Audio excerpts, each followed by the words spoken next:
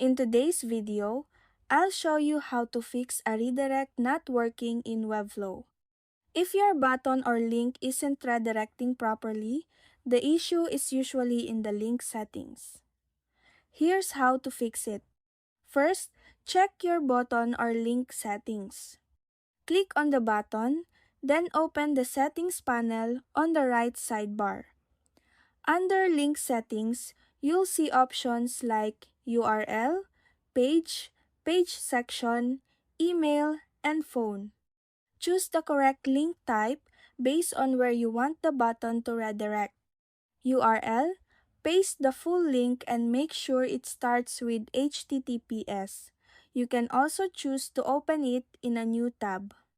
Page, select an internal page from your project.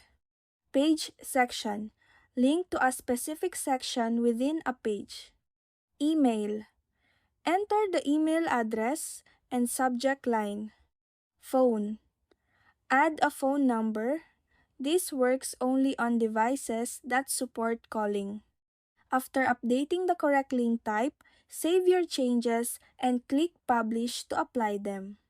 Most redirect issues happen because the wrong link type was selected or the URL was entered incorrectly. And that's it!